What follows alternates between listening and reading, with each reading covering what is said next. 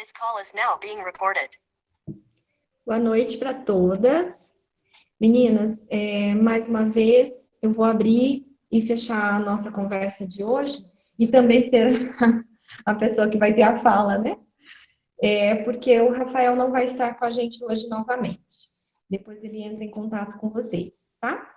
Antes de eu me apresentar formalmente e passar para vocês um norte da nossa conversa, eu vou falar sobre o videozinho que eu mandei hoje para vocês, até ir chegando mais alguém para a nossa conversa de hoje, tá bom? Eu pedi para quem estivesse disposta, observar o nosso pensamento durante o dia, na nossa rotina mesmo, né? Como é que a gente funciona. É muito tendencioso para nós a gente pensar negativo, né? A gente já aprende desde pequeno a reclamar das coisas, né? E aí, esse exercício de ficar um período sem reclamar, quando me foi proposto fazer isso, né, era 24 horas sem reclamar. E eu achei que isso ia ser fácil. Falei, nossa, eu gostei dessa ideia, eu acho que eu vou tentar. Foi numa palestra, foi em algum lugar onde eu estava ouvindo sobre gratidão, e aí eu fui tentar fazer isso, gente. Só que era assim, a gente tinha que tentar ficar 24 horas sem reclamar, e quando a gente reclamasse de alguma coisa, a gente tinha que zerar o cronômetro e começar de novo. E reclamações de pensamento mesmo, como, nossa, hoje é sexta-feira e tá chovendo, ai, vai vir frio aí, eu não gosto do inverno, isso também é um tipo de reclamação. Fora as outras que a gente reclama, né, com mais afinco ainda. E aí, eu fui tentar fazer isso, eu não conseguia ficar 15 minutos, meu pensamento vinha alguma coisa, eu estava trabalhando, então eu pegava a agenda, nossa, não tenho tempo hoje, eu falava, opa, reclamei, volta ao cronômetro ao zero. Aí eu olhava o horário, ia tentar de novo, passava meia hora, eu falava, nossa, mas eu estou reclamando de novo. E eu fui vendo quanto que eu reclamava. Chegou uma hora que eu disse para mim mesma, não vai funcionar esse negócio de zerar o cronômetro, para eu tentar 24 horas vai levar um ano, né? E aí eu fiz um combinado comigo mesma. Aí eu disse para mim que se eu arrumasse 2 ou 3 justificativas em cima da minha reclamação e fizesse o inverso de olhar o lado positivo, a gratidão, não precisaria zerar. Aí eu consegui um pouco mais. E isso se estendeu para o meu sobrinho, que um dia ouviu eu contando essa história para alguém, e falou, tia, eu quero brincar disso com você. E a gente, até hoje, eu ainda viro para o meu sobrinho e falo, você está reclamando? E ele fala que ele gosta da brincadeira de achar um lado bom das coisas. Então, a gente sempre tenta ver que tem muito mais coisa à nossa volta para a gente agradecer no meio de uma reclamação, né? E que a gente só esquece de olhar para essas outras coisas que estão à nossa volta. A gente foca naquilo que é difícil, naquilo que está ruim para nós e esquece o restante em volta. Então, a minha proposta era só para a gente aquecer, para a gente começar a nossa conversa, tá? Então, aí a gente já está indo para 8h10, eu vou começar formalmente com vocês. Tem muita gente aqui do grupo que eu já conheço, tá? De longa data aí, de outros eventos, de outras situações da vida, né? Mas, para quem não me conhece, o meu nome é Ângela Rufato Zaya, eu sou psicóloga de formação, trabalho aqui em Nova Andradina na área clínica, já tem mais de 20 anos, e também dei aula em faculdades aqui por 20 anos, tá? Com a disciplina de psicologia. E de um tempo para cá, mais atualmente, eu estou também trabalhando com a técnica de constelação com bonecos. Tá? Bom, eu queria lembrar vocês, antes da gente começar aqui com a minha fala, da fala das minhas colegas psicólogas, que também são minhas amigas, né? A Gisele, a Vanessa, tem o Lucas, que ainda não está. Quem é seu candidato? Que é psicólogo também, né? Não sei se vocês se lembram, mas a Gisele, ela falou sobre autoconhecimento. Então, ela frisou bastante a importância da gente olhar para nós mesmas, para a gente olhar para os nossos sentimentos. A Vanessa fez uma complementação da fala da Gisele, falando de saúde emocional e resiliência, que também frisou as mesmas coisas, né? O padre Everton, que na fala dele, buscando o sentido da vida, de certa forma, né, de uma forma muito, buscou falar as mesmas coisas, que a gente precisa olhar para nós, saber o que é o sentido da vida para a gente. E ele finalizou falando do amor, né? Que era um amor que é o sentido da vida.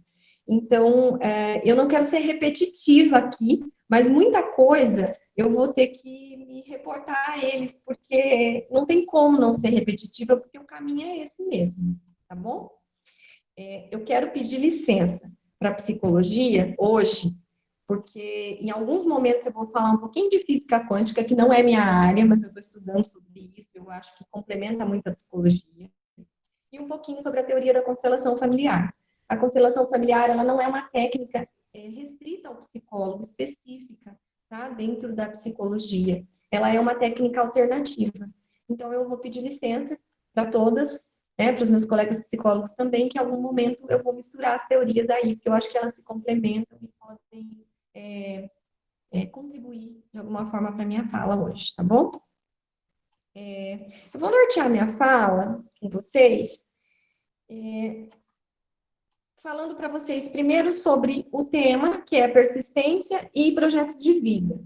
Eu quero só ver o conceito com vocês, o que é que vocês entendem sobre projetos de vida. Tá? A expectativa que vocês viram no tema, na hora que lê projetos de vida, o que vocês imaginaram que eu fosse dizer. Tá? Talvez eu até decepcione vocês de alguma forma, porque eu não vou dar a...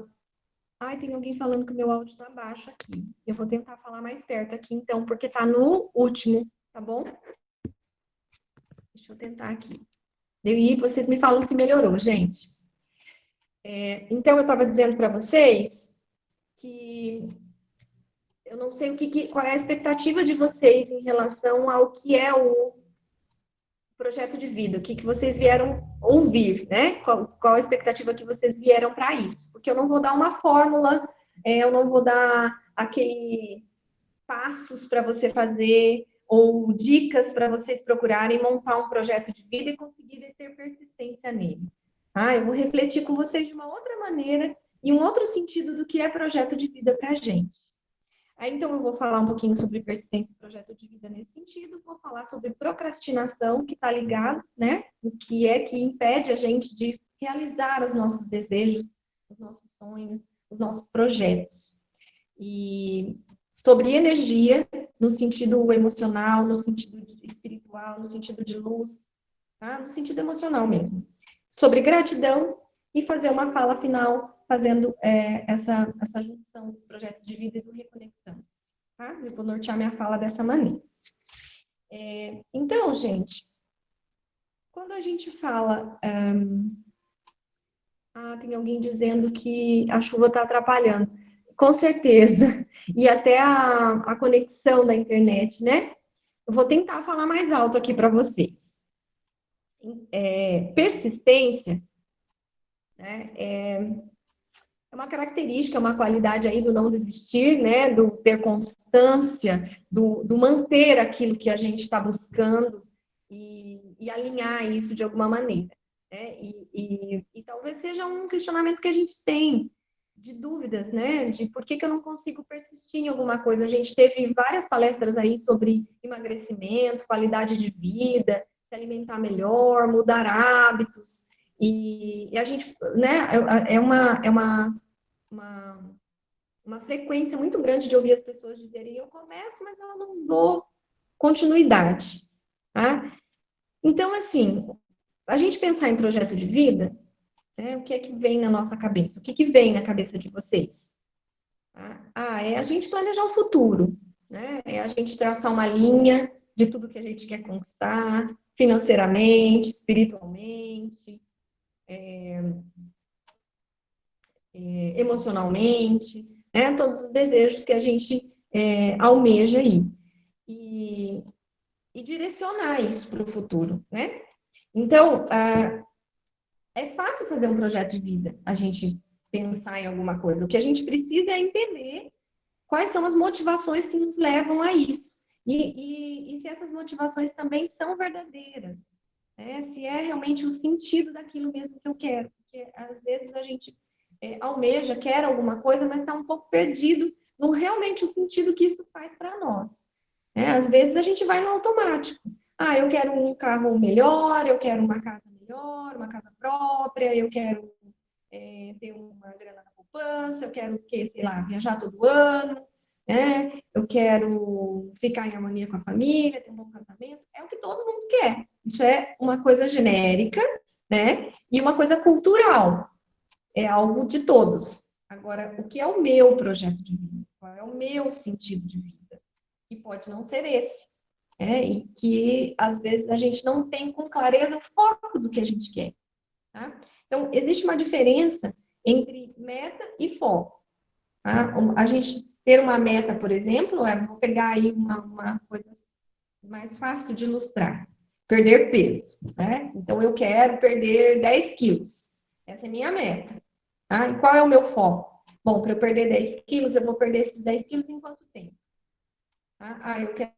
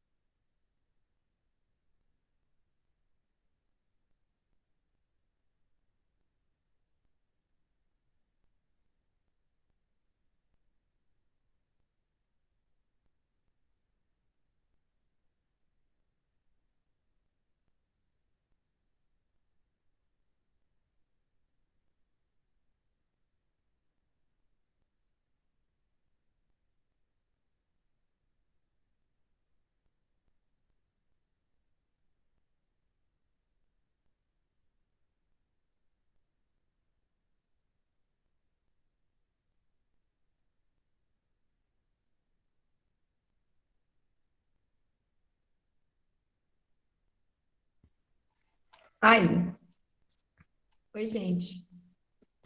Todo mundo me ouve? Só diz um sim aqui para ver se voltou. Ok.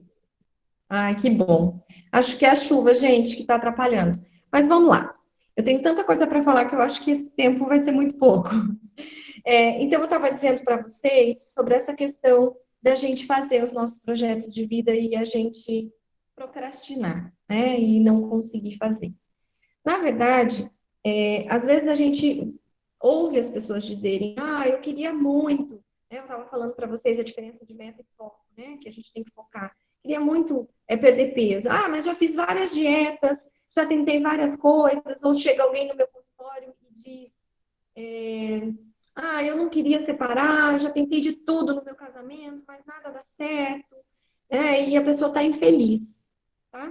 A gente vê que essa coisa de projetar, fazer os projetos de vida, eu falei que eu ia decepcionar vocês, porque a gente ouve de uma forma superficial isso na internet, em alguns cursos, tá, que são superficiais, de fim de semana, venha montar, construir seu projeto de vida, 12 etapas para a felicidade plena, 5 segredos para o sucesso, né? Essas coisas são muito superficiais, porque elas são muito genéricas. E cada um de nós tem uma maneira diferente de lidar, de ser persistente, de entender qual é a verdadeira motivação que está por trás daquilo que a gente consegue fazer e daquilo que a gente deseja muito e não consegue, tá? Vai muito além, gente, do cognitivo. Não é o cognitivo que impede a gente de realizar nossos projetos de vida. A parte racional, a parte da nossa inteligência, do nosso raciocínio, da nossa cultura. A gente sabe o que precisa fazer para fazer uma dieta e para perder 10 quilos. Tá claro, né? E tem vários tipos de dietas, várias maneiras aí muito saudáveis de fazer isso. Por que é que a gente não põe em prática? Por que é que não consegue continuar? Porque não é do racional. No racional é muito simples, né? Tá lá, dentro daquilo que você pode, dentro daquilo que você tem condições, mas a gente compra às vezes tudo, tá tudo ali para a gente fazer, e quando chega no fim do dia a gente não fez, né? Porque é o emocional que conta, é ele que rege, e é isso que as nossas outras amigas psicólogas, a Gisele e a Vanessa, vinham dizendo também, tá? É ele que vai determinar os nossos comportamentos, né? Reger com força total o que é que a gente, para onde que a gente vai. Então, essa sensação que a gente tem do eu faço assim, mas eu não sei por que eu faço assim, eu não consigo mudar, porque quando eu vi eu já fiz, quando eu vi eu já chutei o pau da barraca, né? É isso. Então, a gente procrastina. Então, a gente tem várias razões para isso, que não são emocionais. Ou, desculpa, gente, que não são racionais, são emocionais. Então, são motivações implícitas. Ô, gente, tem alguém dizendo aqui se não seria interessante a gente tentar remarcar a reunião de hoje.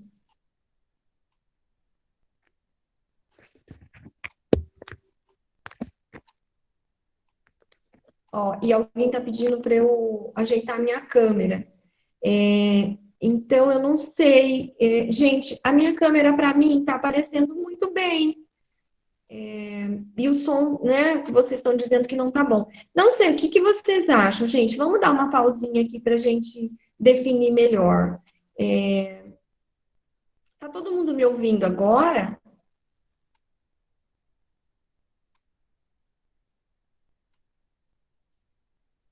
Será que todo mundo que saiu entrou? A gente está em 17. A gente estava nesse número também, né? Então vamos tentar. Vamos tentar mais um pouco, tá? Se a gente vê que, ó, tá todo mundo dizendo que tá ouvindo bem, né? E aí eu vou tentar melhor, tá? Ok. Vamos ver aqui. Se eu ficar um pouquinho mais distante da câmera, o som fica baixo. Então, vamos tentar dividir o som e a imagem aí, tá? Vão falando para mim se travar, se vocês não estiverem ouvindo, se estiver baixo, se estiver incomodando muito daqui para frente, a gente ainda tem mais de meia hora aqui. Se estiver incomodando muito, a gente pensa no que fazer, tá bom? Bom, então eu estava dizendo para vocês que a gente tem algumas motivações implícitas, internas, tá?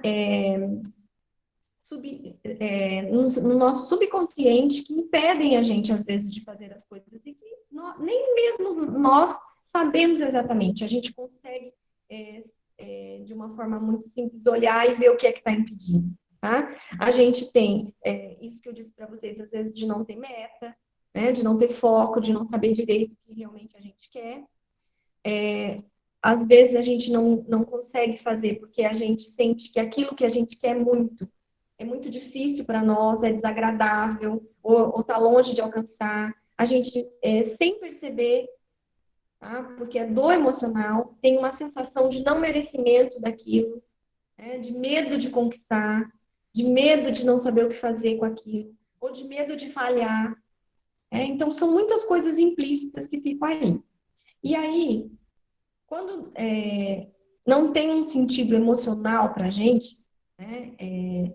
Eu quero muito, sei lá, dentro de um projeto de vida, estudar e mudar de emprego, ou melhorar minha carreira, por exemplo, né? e não vai atrás. E sabe que tinha que estudar mais, e sabe que tinha que começar pouquinho para chegar lá, quero fazer uma faculdade, ou eu quero fazer uma pós, e não consegue se dispor. O que é que está impedindo? Aí eu digo, não é o racional, tá? Então, como é que a gente vai achar um sentido emocional para os nossos projetos de vida? A gente precisa, na verdade, ter um sentido muito, muito profundo para a gente conseguir fazer. Senão não sai mesmo. Então, eu quero perder 10 quilos, mas por que que eu quero perder? O que é que eu quero com isso?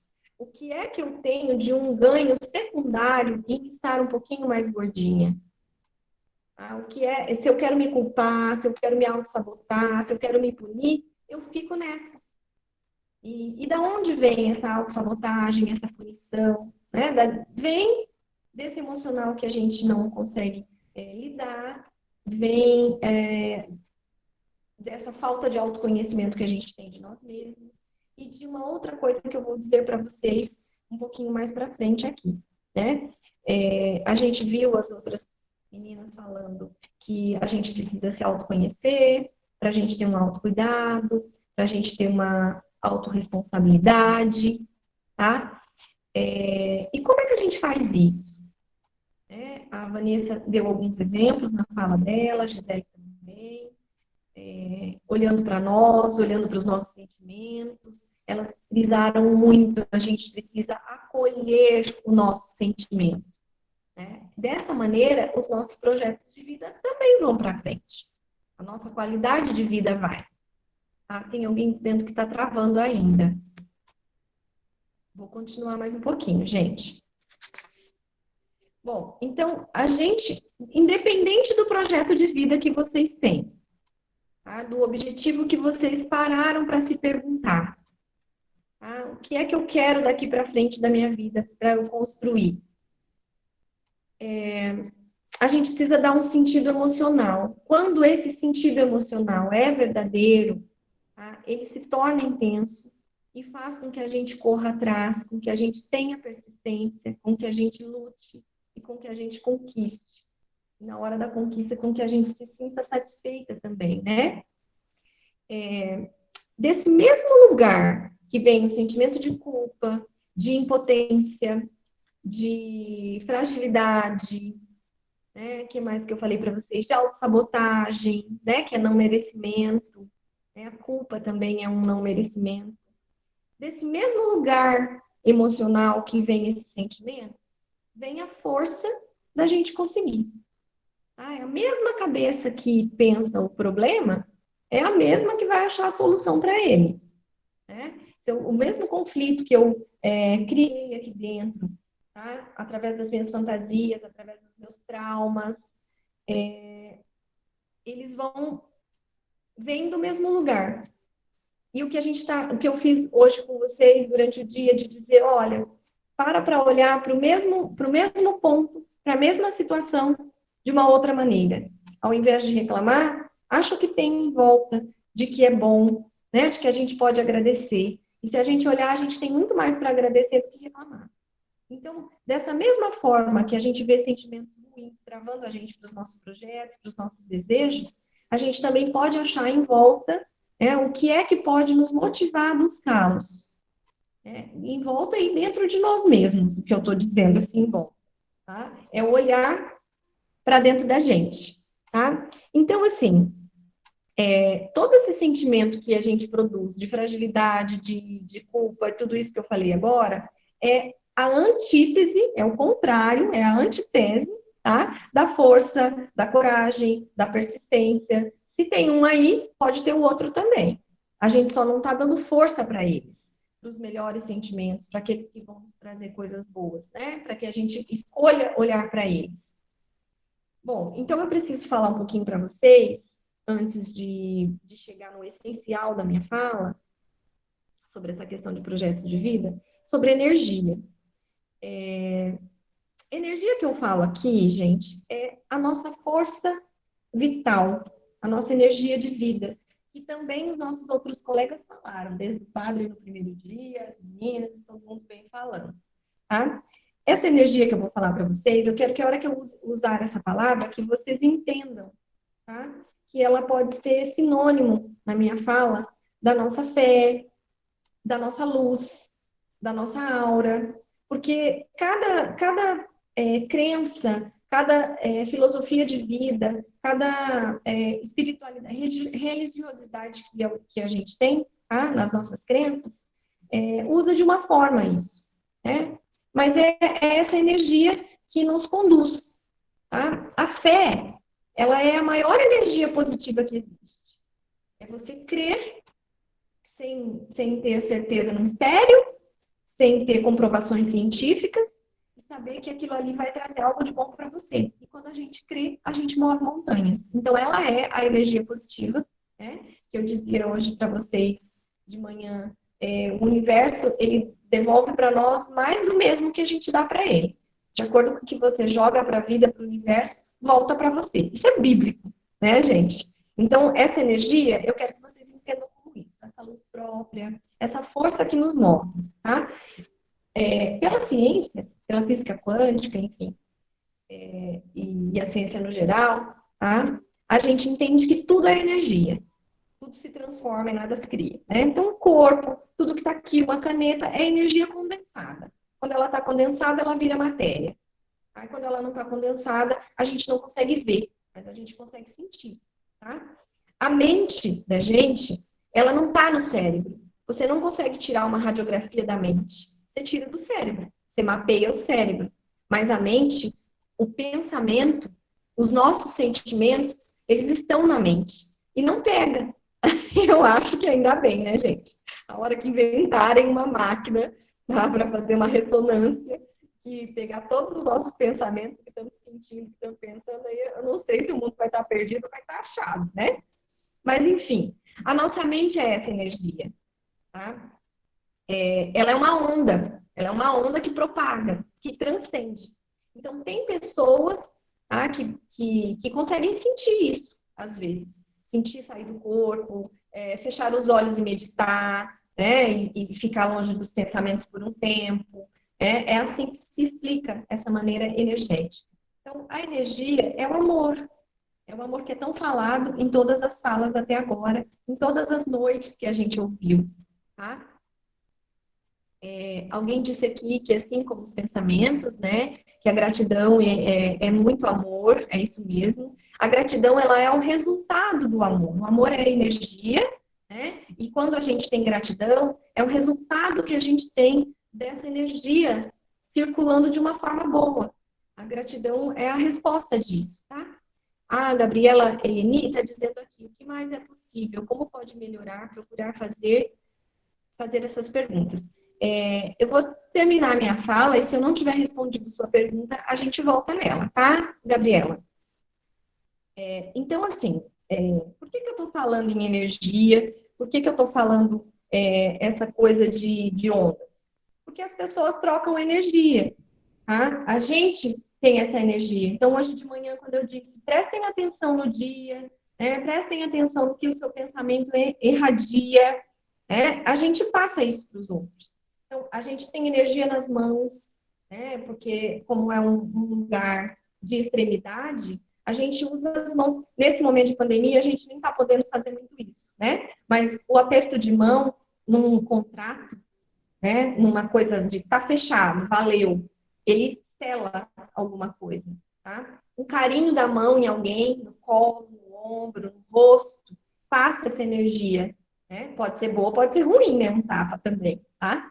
Quando a gente está em oração, seja lá que religião a gente tiver, né? Como é a nossa espiritualidade, a gente sempre usa as mãos, tá? Ou para pedir, ou para abençoar, né? Ou para meditar. Então, a gente transfere essa energia.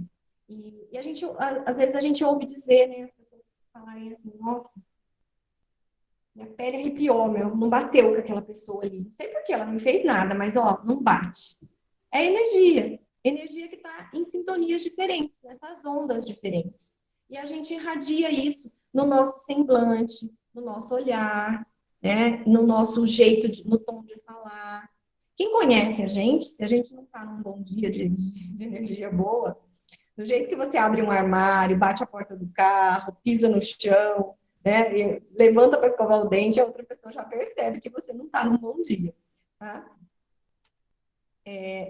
Então, eu queria falar para vocês sobre essa questão de energias, de uma teoria que a gente usa na constelação familiar e que eu acho que vem de encontro com o que a gente está conversando, que são as ordens do amor. Tá? A gente está falando de energia, energia é amor, fé é energia, né? E é isso que vai reger, mover a gente para buscar os nossos desejos, os nossos projetos de vida, que ficam, às vezes, emaranhados, que ficam travados, ou que ficam incompletos. Tá? São essas ordens. Tá? A primeira ordem que vai fazer com que essa energia flua bem é a ordem do pertencimento. Então, alguém fez a pergunta aí, como é que a gente pode fazer para melhorar isso?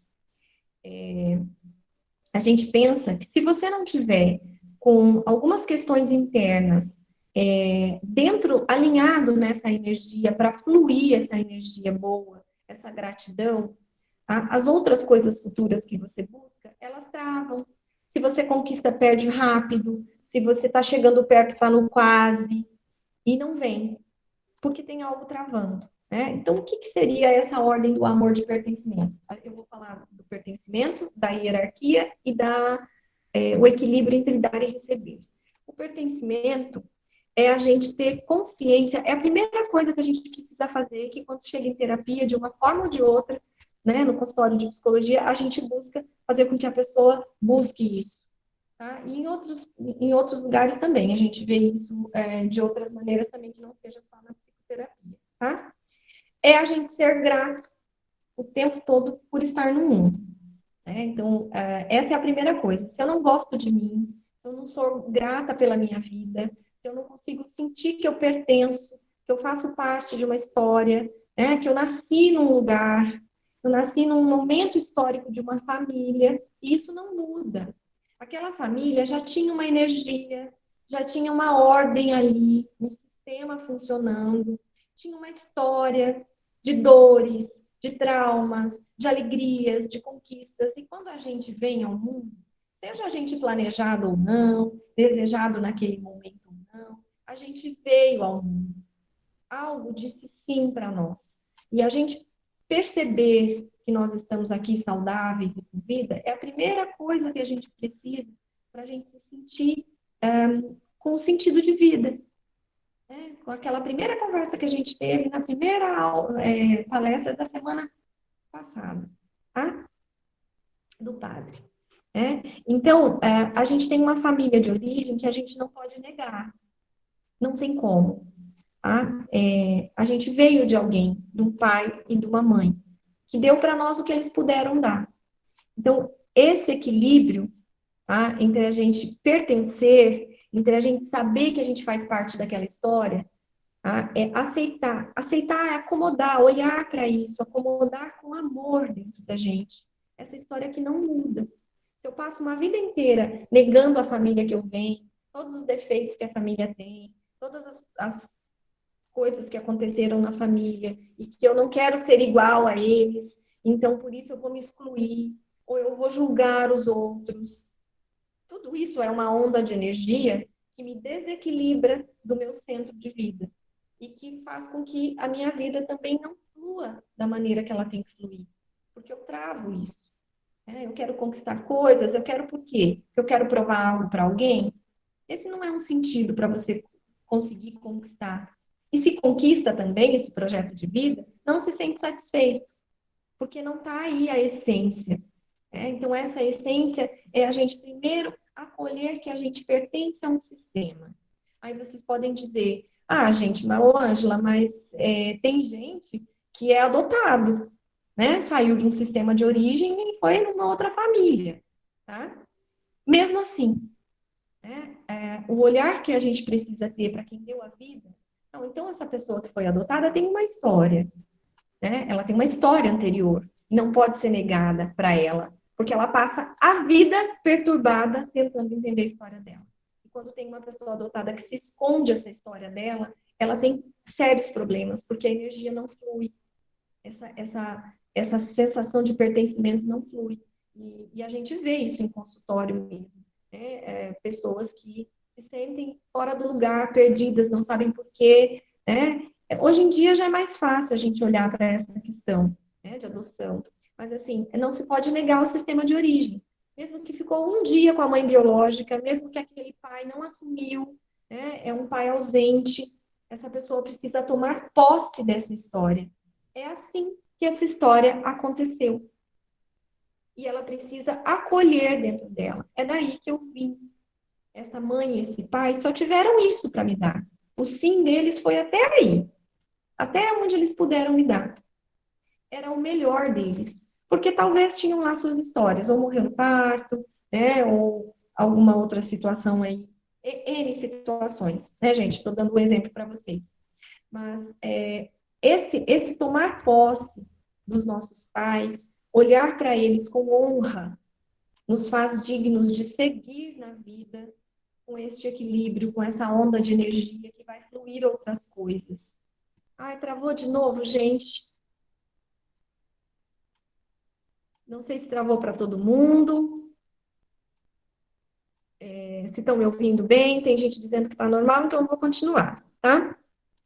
Então, a gente tem uma cultura, a gente tem uma história familiar, uma cultura que a gente precisa acolher, tá? Se a gente nega a nossa história, né, e diz, não era essa mãe que eu queria, ela não era desse jeito que eu queria, e não é que a gente tem que aceitar tudo e dizer amém, tá? É que a gente tem que acolher isso como algo que não vai mudar. E colocar também que, mediante essa situação de pai e mãe e de sistema familiar, nós somos os últimos. Quando a gente nasceu, a gente era o último a pegar toda essa história. Então, por que que meu pai e minha mãe são assim? Por que que são tão rígidos? Ou por que que são tão não compreensivos? Ou por que que são do jeito que são? Ou porque eles não receberam dos pais deles? Porque eles também nasceram num sistema. Eles também receberam lá naquele sistema alguma coisa que também travou eles no projeto de vida deles. Então, se a mãe de vocês não está disponível para doar para vocês aquilo que você gostaria, é porque ela não pôde. É porque dentro do sistema dela e de algo dela, ela não tem para doar. Se o pai de vocês, em algum momento, falhou com alguma coisa, ele fez do jeito que ele podia. Naquele momento ali, era o melhor que ele podia dar. Então, quando a gente faz esse acolhimento de pertencimento, é fácil, gente? Não, não é. Isso é bíblico também, né? A gente ouve isso na Bíblia, honrar pai e mãe, tá? É um mandamento lá da Bíblia, tá? Mas é fácil fazer isso? Claro que não é. Né? É uma luta constante, ainda mais a gente adultos, com o racional junto, né? Com muitas cobranças. Então, a gente ter essa ordem do amor de pertencimento é a gente não negar a nossa história, é a gente acolher isso. Então, tá bom, eu não posso mudar isso, é assim que foi, mas eu tenho algo em mim que é o suficiente. Eu recebi o suficiente. Estou aqui, estou saudável, eu recebi tudo que eles puderam, tudo que eles acharam que era o melhor para mim, do jeito deles. Então, quando a gente também harmoniza isso dentro de nós, para não cobrar dos nossos pais, a gente não pode cobrar quem está atrás de nós, pais, avós, tá? Porque um dia fizeram tal coisa, porque eram assim ou assado. Se a gente olha para trás na nossa hierarquia e dá de dedo, a gente desarmoniza essa energia, essa ordem do amor que precisa fluir para a gente seguir a nossa vida. Né? Bom, então, quando a gente faz isso, quando a gente nega e quando a gente fica ali dando de dedo ou cobrando pai e mãe no nosso eu adulto, a gente está indo para o nosso eu infantil. E eu acho que a Gisele também deu um exemplo da bonequinha que era o eu criança, que às vezes a gente tem maneiras da gente desabafar isso, da gente botar para fora, ou escrevendo, ou pintando, mas a muitos momentos a gente vai para esse eu infantil e começa a cobrar coisas que não vão harmonizar, não vão equilibrar, isso não vai vir para a gente. E aí, quando a gente tenta seguir nossos projetos de vida, tenta fazer de uma maneira, tem algo emaranhado. A gente se prende àquela cultura familiar, a gente fica fidelizado a um padrão cultural de família, de jeito de viver.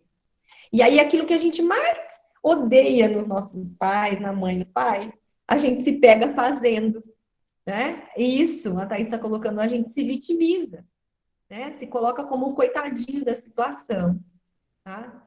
Exatamente. O filme A Cabana retrata isso, né? O julgamento sobre os nossos pais. Então, é bem isso mesmo. Deixa eu avançar um pouquinho aí, porque a gente está quase em cima da hora, gente. E aí, com o celular travando aqui, não ajudou, né? A Luciana está dizendo aqui que quando ela fez a microfisioterapia, ela conseguiu entender isso. A microfisioterapia, para quem não sabe, trabalha com a energia das mãos e é uma reprogramação celular. E trabalha com todas essas teorias, com certeza, tá? Então, a gente tem que ter esse sentimento de pertencimento, de estar centrado, e a gente tem que ter também o sentimento do nosso lugar nessa ordem, nesse sistema familiar, tá? O nosso lugar, por exemplo, tá? Em que ordem a gente nasceu de filho? Teve um filho que veio antes, a gente é o mais velho, é o mais novo, né? Teve algum irmãozinho que um aborto antes da gente, perdeu algum filho, isso tudo influencia no momento em que a gente nasce. A gente nasceu, né, naquele momento, naquela ordem, naquele lugar, e tem uma história antes, a nossa energia, às vezes, por amor, por acolher a dor familiar, pega, adota isso.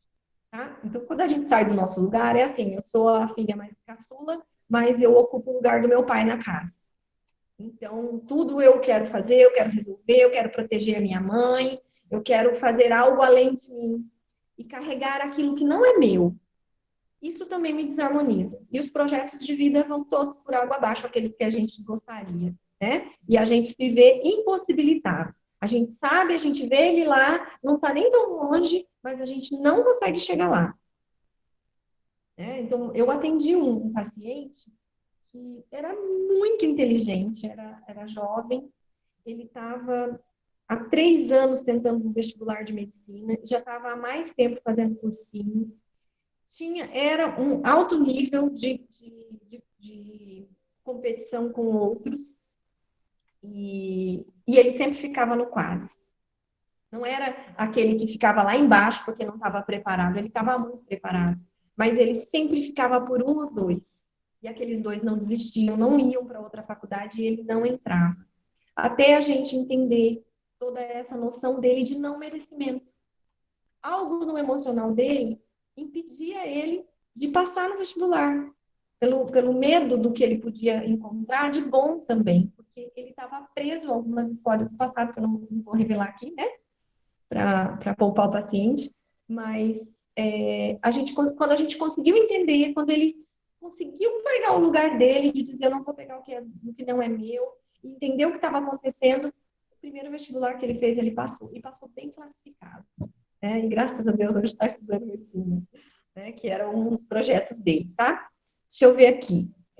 Então, não sair do meu eu infantil está diretamente ligado com a falta de aceitar como realmente é e botar a culpa nos pais? Sim, pode ser, né? Tem várias coisas do nosso eu infantil, mas assim, quando a gente volta para o nosso eu infantil, é porque nós temos questões lá da nossa infância que a gente se sentiu carente e que a gente não resolveu. Tá? Então, se a gente botar a culpa no pai, na mãe, então eu sou carente porque eles não me deram, pronto, acabou, então você está fadado ao fracasso o resto da vida.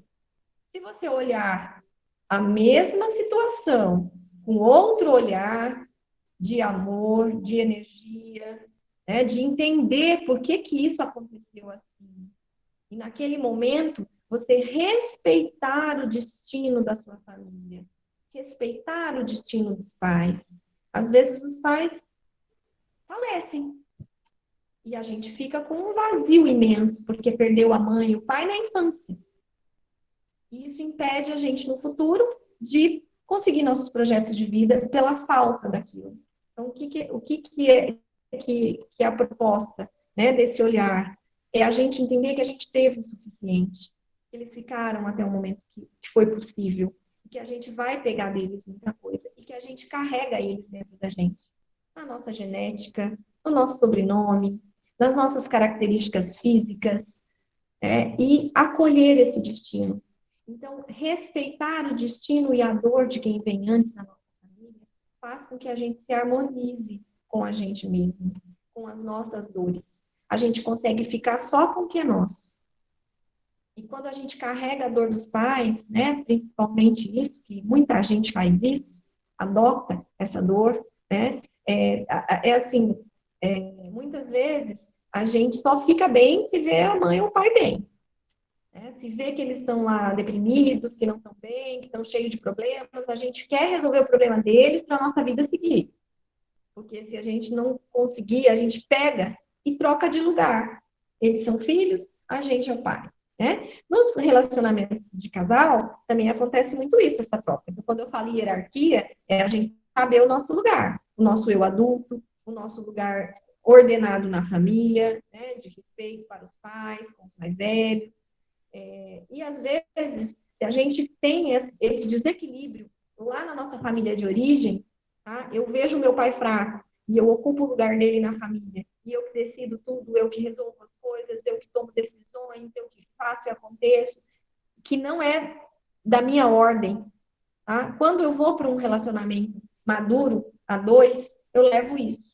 E lá no relacionamento de casal, eu ocupo o mesmo lugar de pai, né, de pai do meu esposo. Começa a cobrar, começa a cuidar, começa a dizer que ele não dá conta, que tudo tem que ser eu, desarmoniza. Né? Então, a gente põe sempre a conta para o outro pagar. E a hierarquia é a gente dar conta do nosso lugar. Né? Tem gente dizendo aqui, me vi agora, exatamente assim. Mas né, gente? Então, é por isso que eu não quero falar com vocês sobre projetos de vida, organizando coisas e dando dicas para vocês do que vocês têm que fazer, né, para conseguir os seus projetos de vida. A gente precisa entender algumas coisas com a gente, que os projetos fluem. Eles vêm com mais facilidade. Quando a gente consegue ter a noção de pertencimento, de agradecer ao lugar que você está, ao lugar mesmo, ao lugar de vida, ao seu destino, aquilo que até agora foi dado para você, de olhar com essa gratidão, de emanar essa energia, ela volta. Quando a gente está no nosso lugar de hierarquia, fica leve pagar o preço daquilo que a gente escolhe, porque a gente dá conta de pagar aquilo que é nosso. Quando está dolorido, pesado, difícil de carregar, você está pagando o preço daquilo que não é seu. Você está pegando do outro. Por amor, gente, também. Tá? A gente adota, né, essas questões por amor também. Só que a gente desequilibra e não resolve o problema do outro, na verdade. Fica todo mundo ali com o problema né, porque a dor é do outro. É ele que tem que dar conta daquilo ali. E na maioria das vezes ele vive assim porque ele precisa daquilo. Às vezes a pessoa, ela se construiu na dor, não vai tirar aquela dor dela.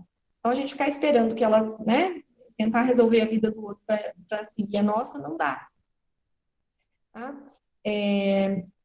Então, mais uma coisa que eu disse para vocês, que é o equilíbrio entre dar e receber, né? É o que eu disse para vocês hoje pela manhã. A vida dá mais do mesmo para nós. Então, a gente precisa equilibrar para que tenha merecimento. Como assim? Tudo que vem fácil, vai fácil. Se eu recebo um dinheiro fácil, que não é por merecimento, eu peguei, tomei posse do dinheiro de uma forma ilícita, de uma forma em que eu fiz algo que prejudicou alguém, tá? Esse dinheiro, ele não é bem visto. Então, por mais que eu aproveite ele de alguma forma, uma hora ele vai, uma hora ele não fica, porque a energia não equilibra. Quando eu faço algo que é por merecimento, quando eu tenho um esforço, quando eu tenho um reconhecimento por isso, o dinheiro pode até multiplicar. Ele é bem empregado, ele é bem feito, ele é bem pago, tá? Alguém dizendo que travou de novo. Vou continuar, tá? Se mais gente colocar que travou aqui, a gente volta um pouquinho, tá, Thaís?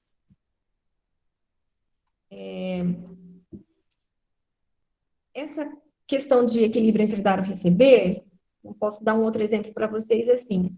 A gente cobra o outro, né? A gente cobra o companheiro, a gente cobra o filho, a gente cobra o patrão, a gente cobra Deus, a gente cobra, tá? E essa cobrança também desequilibra. Cada um doa o que tem para doar naquele momento. A pessoa doa o que ela tem e não doa o que não tem. Então, aquilo que. Ou, se a gente quer doar também o que não tem, por exemplo, aqueles que não conseguem dizer não. Né? Tem muita gente que chega no consultório assim. É uma bondade em pessoa e não consegue dizer não. Se não consegue dizer não, está fora do equilíbrio entre dar e receber. Porque o não para o outro, como a Vanessa disse um outro dia, e eu aplaudi aqui, é dizer um sim para a gente. Então, quando eu não consigo desagradar o outro, quando eu não consigo dizer não, eu estou fora do meu lugar, eu estou fora do equilíbrio entre dar e receber, eu estou pegando da onde eu não tenho para dar para o outro, porque eu não estou disponível, eu não tenho aquilo para doar e eu estou dizendo sim. Aí eu vou pesada, eu vou de uma forma que me desarmoniza, eu vou com mal-estar, eu vou com culpa, eu vou com mau humor, né? Ou eu me prejudico depois, porque eu faço tudo bem feitinho para o outro, fica lindo, maravilhoso, eu agradei, mas a hora que eu ponho a cabeça no travesseiro, o meu sentido de vida, o meu projeto de vida não está de acordo com aquilo que eu quero, porque desequilibra.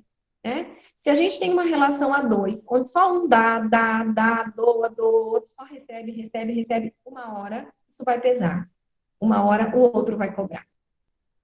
Então, este equilíbrio, ele tem que existir sempre, em tudo. A gente faz isso nas negociações financeiras. É um preço que a gente acha justo por aquilo que o outro pode nos proporcionar em serviços, em produtos. A gente vai tentando equilibrar. Quando desequilibra, a gente se incomoda. Se você percebeu que você pagou caro numa coisa que você podia ter pago mais barato, aquilo equilibra. Se está barato demais e você acha que você desconfia. Então, esse equilíbrio, ele é importante, tá? E aí, essa cobrança que a gente tem, é claro que a gente tem que ter ambição, que a gente tem que almejar, que a gente tem que desejar aquilo que a gente não tem. Mas a gente parte do princípio de que a gente tem que olhar o que nós já temos, tudo que nós já conquistamos, até onde nós já conseguimos chegar dentro desse equilíbrio, tá? E aí, para finalizar com vocês, hoje de manhã eu fiz essa proposta da gente refletir durante o dia, para a gente ver que a gente aprende a reclamar, que a gente aprende a olhar a falta, ou que a gente aprende a almejar as coisas que os outros almejam, o que a cultura, o que aquele momento, né, a mídia coloca, e que na verdade a gente não sabe se esse é o nosso desejo real, da gente encontrar o sentido para nós, tá? A gente tem inúmeras formas de fazer projetos de vida. O doutor Tiago falou na fala dele, no finalzinho, que ele escrevia, colocava no envelope, e no ano seguinte ele ia ver o que ele tinha feito ou não. Tem gente que faz um mapa, né? Por exemplo, hoje estamos em 2020. Vamos fazer uma linha aí até 2025, o que é que eu quero conquistar em cada ano. A gente pode colocar. Tá? Então, cada um tem o seu jeito para isso. Tem gente que conta seu projeto de vida para o outro, né, lembrar a gente disso. Isso, alguém está dizendo aqui, eu escrevo, coloco na Bíblia, né? Eu já fiz na minha vida, em outros momentos, um cartazinho com as coisas que eu queria, né? E deixei pregado para minha mente ficar olhando aquilo, para aquela energia fluir. Então, técnicas a gente tem muitas. Quando eu li esse tema que o Rafael me propôs, eu pensei, eu não vou por esse caminho, tá? De ficar dando dicas de como fazer. Vocês sabem como fazer, né? Cada um do seu jeito, cada uma à sua maneira. Ou tem várias formas de vocês acessarem isso com facilidade. A internet, se você digitar projetos de vida, aparece um monte de coisa. Mas por que às vezes não funciona? Por que é tão superficial? Porque, gente, eu vou ser repetitiva aí do que a gente está falando. Porque a gente tem que olhar para nós, porque a gente tem que ter essa noção de pertencimento, de respeito, de hierarquia, de olhar o nosso eu infantil. Ele existe, ele faz parte de nós, mas a gente não pode deixar que ele prevaleça, né? Que a gente reclame, emburre, chore, tá? O choro faz parte da vida, né? Mas a gente não pode ficar o tempo todo com ele. Tá? Ou só ele, né? Ou, como também outras colegas já disseram, chorar pelos mesmos motivos. Né? Então, a gente vai buscar, tá? De uma forma diferente. Então, o que a gente precisa é essa energia que nos movimenta, tá? Que a gente chama de amor, de fé, né? E que é o sentido da vida, que é o que a gente precisa tomar posse para que a gente possa se sentir leve, se sentir no nosso lugar e fazer aquilo que é nosso, né? Como eu me posiciono na vida, vai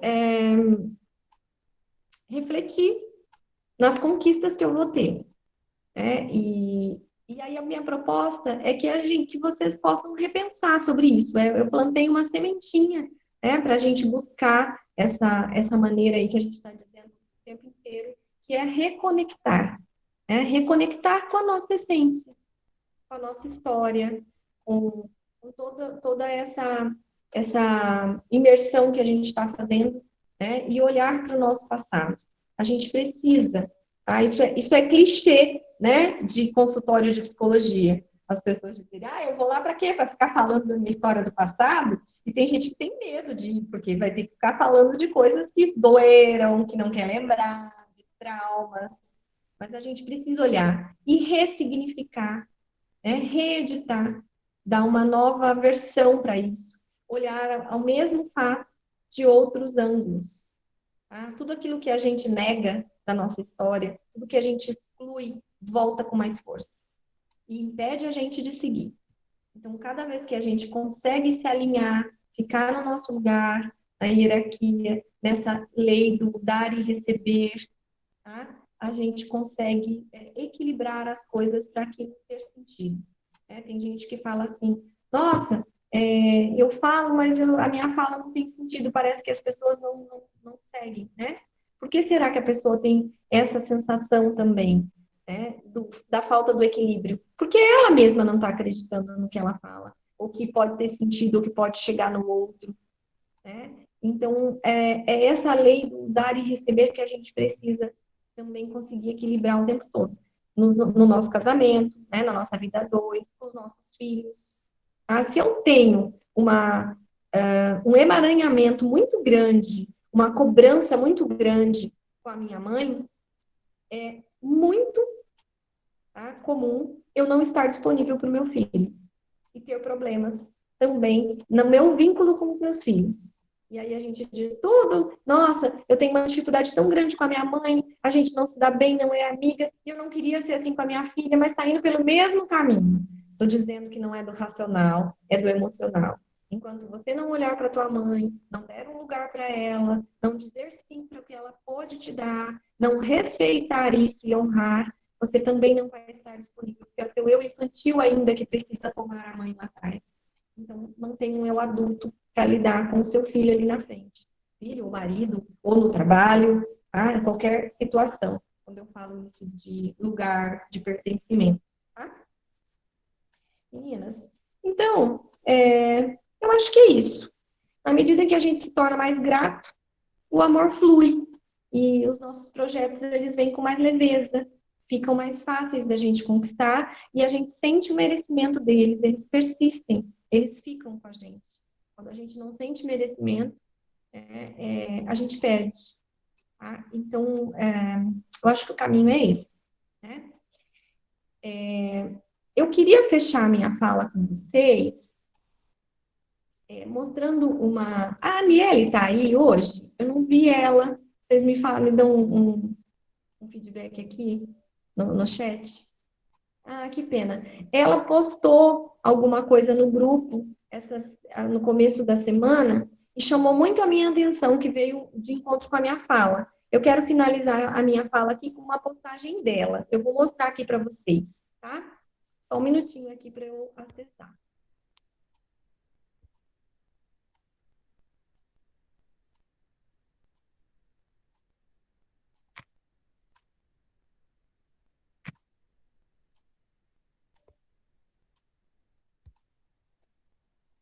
Olha, é sobre o autocuidado, mas tem a ver com o que a gente está falando, tá? Então, se passou despercebida por vocês, vamos ver mais uma vez. O autocuidado vai muito além das unhas feitas e do cabelo arrumado. É sobre tirar pesos desnecessários. A gente ficar no nosso lugar e deixar com o outro o que é do outro. Ficar só com o que é nosso, né? É sobre entender as suas limitações. É sobre não culparmos de tudo e tirar um pouco da responsabilidade do mundo das nossas costas. É pintar o coração com paz, desembaraçar as dores e cuidar da alma. É sobre sermos melhores amigas de nós mesmas.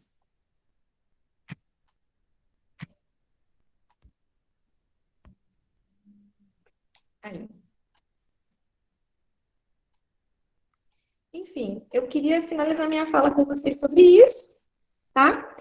E abrir para perguntas. Se vocês quiserem me perguntar mais alguma coisa, eu estou disponível. A gente já passou o nosso tempo, mas eu estou disponível aqui para vocês, para quem quiser ficar e fazer mais algumas perguntinhas, tá? Ou lá no nosso grupo, também vou ficar disponível, tá bom?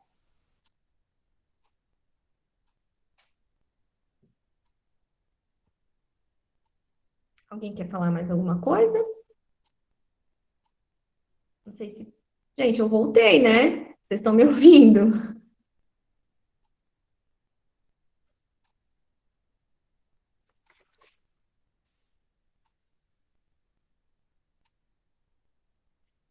Ah, obrigada, meninas. É,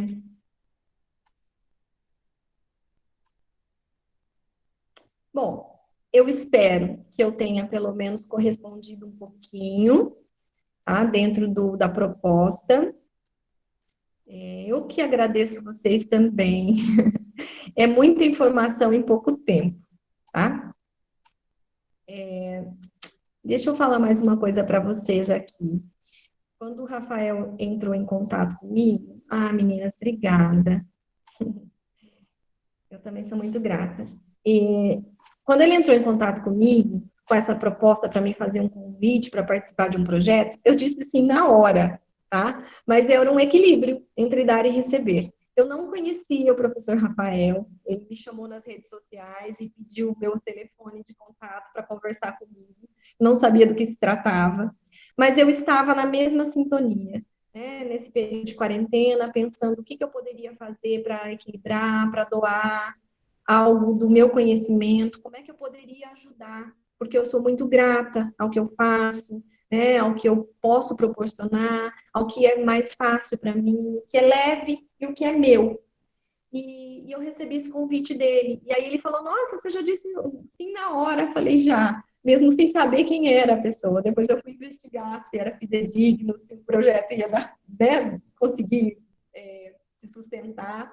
Enfim, Rafael vai me ouvir, vai saber disso também, tá? E, enfim, eu aprendi muito. Eu acho que tem uma troca aqui muito linda entre dar e receber. Todos os profissionais estão dizendo isso o tempo todo. Então, eu quero agradecer a todos os colegas que participaram e vou ficar também ansiosa para a fala do Lucas, que vai ser a semana que vem, tá? E quero agradecer a Naomi mais uma vez por dar um suporte aí para a gente, tá, Naomi? Agradecer ao Rafael pelo convite, tá? Tem alguém perguntando dele aqui, ele está bem sim, ele só está seguindo, guardando esse momento dele, né? Mas a semana que vem ele já entra em contato com vocês, tá? Eu quero que vocês coloquem um feedback lá no grupo também. E eu também estou à disposição de todas vocês e quero agradecer imensamente cada uma. Eu fico pensando que esse grupo é tão rico, é tão aberto, que tem muita coisa para trocar. E eu estou com um pezinho aqui, uma coisa saudosa de que vai acabar. E que a gente precisava pensar, né, numa outra coisa que pudesse dar continuidade a tudo isso. Tá? Joguei aí alguma coisa para vocês. Gente, então é isso. Vocês estão dizendo aqui que Naomi, eu agradeço mais uma vez. Tem alguém dizendo aqui sobre adoção também. Que bom, também, Nilda. Agradeço a todos, a todas, tá? E que bom, gente, para uma sexta-feira chuvosa, né? A gente ter essa conversa. Espero também, então, poder ter correspondido um pouquinho. E eu vou finalizando, então, vocês podem deixar um feedback lá no grupo, o grupo vai ficar aberto para vocês, e logo, logo o Rafael entra em contato, porque tem ainda mais uma palestra, tem alguns brindes, tem alguns recados, é ele que vai finalizar, tá bom? Mas eu fico muito grata e muito equilibrada com tudo que tem acontecido com a gente por esses dias, tá bom, meninas? Uma boa noite para todas, então, um bom fim de semana, fiquem com Deus, muita gratidão para vocês, espero que vocês possam aproveitar um pouquinho disso também, levar um pouquinho mais de gratidão para o coração de todos, tá? Um beijo e boa noite para todos. Tchau.